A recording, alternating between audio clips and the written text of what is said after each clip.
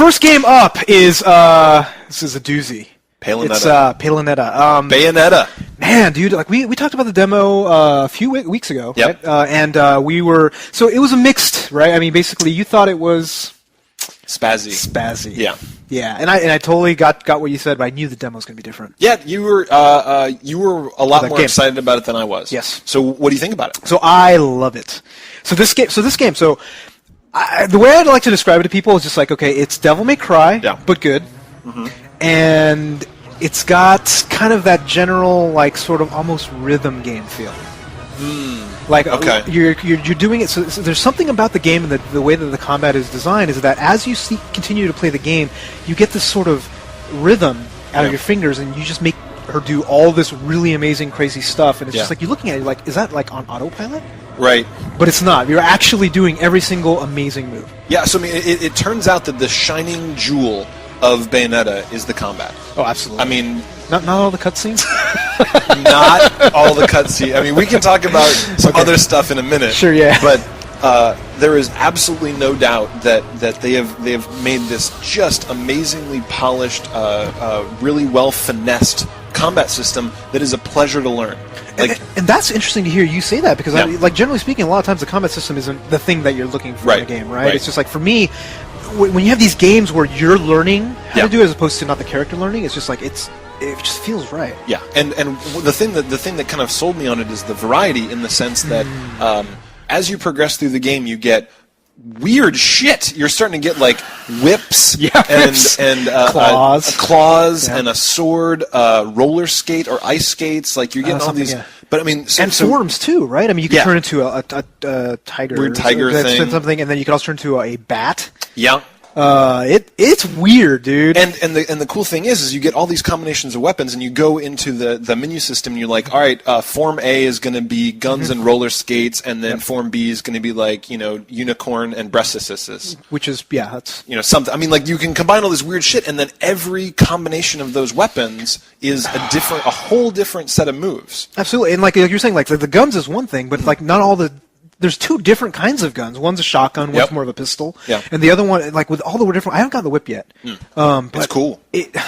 The sword is really cool too. There's this katana that you can just whoop up on people with. Yeah, and I mean, I love the overall weapon systems, and the thing is, what I really like about the way they do the progression is like, okay, they have the monster, right? You're finding some guys, and like they can start getting kind of hard. Yeah. And you get like to a boss character, you're like, all right, bitches, like you get the Fire and Ice lions, for example, and like, okay, whoa, that was hard, and you're like, sweating, blah blah blah. The next stage. That's like the first, like the normal character that you fight, the normal minions, the boss, and they do that constantly throughout the game. It keeps escalating. It keeps escalating where it's just like you have these boss battles where you think that the world is going to end. Like things are disappearing, and this guy is like this floating upside down head with two fucking dragons coming out of him, and the ground will appear and disappear, and you're doing all these crazy moves, and and you'll do crazy stuff where you grab them and like flip them onto the ground. Suplexing dragons is you suplex a goddamn dragon like you're Hulk Hogan or whoever a modern wrestler. You're this smart.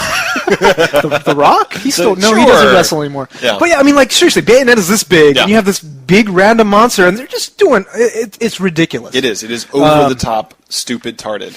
And I love it. I mean, seriously, like this game, the thing is, like this game appeals to a certain type of gamer. I can totally see. Where I can definitely see why it got a 40 out of 40 in Famitsu. As like basically it's a perfect game. And they almost never give that perfect score. It's just like, if you're Japanese and you love these sorts of like weird combat systems and there's just, okay, the cutscenes, I don't know if you want to go there, but the cutscenes are very Japanese. Yeah. You have to admit.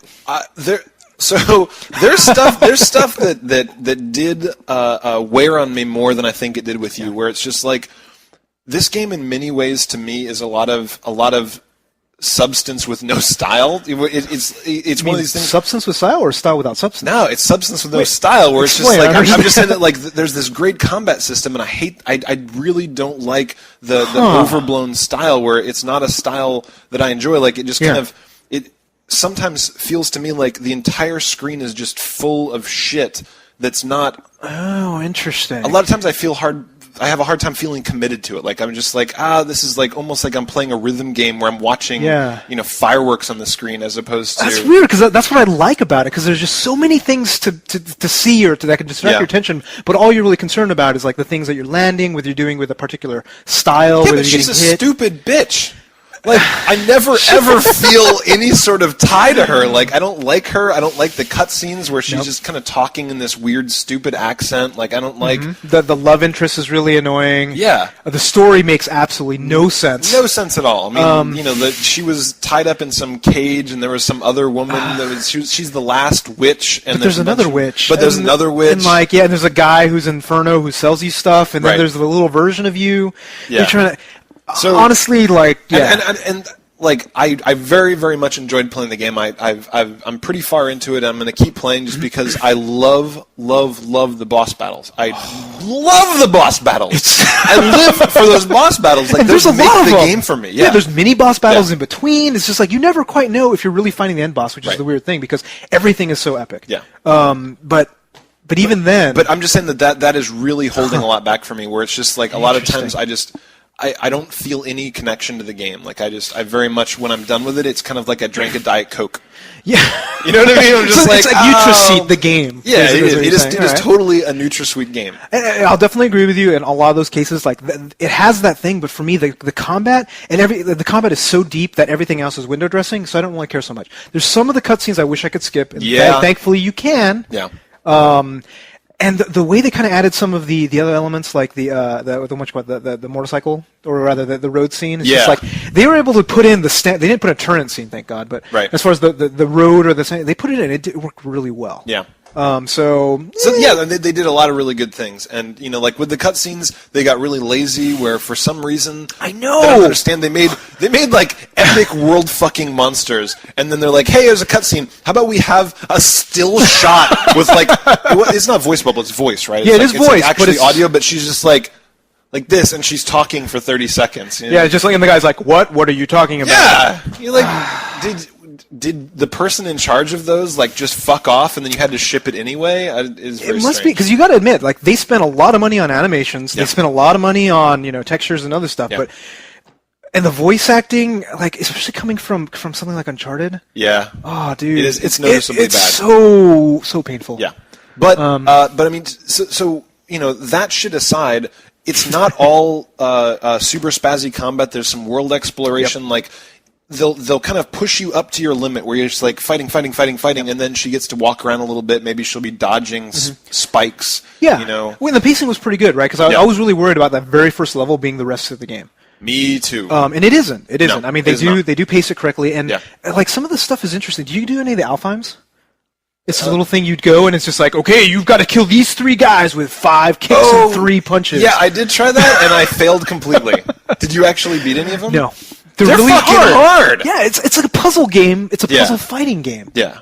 Yeah, that was really weird. So, I mean, like, you kind of jump into this ghost world where they give you a challenge, and the challenge is mind-blowingly, you better be Japanese hard. Pretty much. Or you got to learn the tricks. Or a lot of people, like, I've been talking to friends who've been playing the game, they just go to GameFAQs.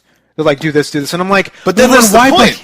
Why do you bother? You could just not buy the game and read game facts. You're just like, wow, I beat this game. But I think you have to do this because, like, the thing is, like, I got maybe silver or gold once, and then every single thing after, stone. Yep, me too. So there's room to grow, but I'm looking at it, I'm like, why are all these missing things? And apparently what I've been hearing is that you have to do the Alfheims too. Oh. So you have to do really well all the different verses. They cut up each chapter into different verses. You have to do amazing on all those, but you also have to make sure you do all of them. Wow.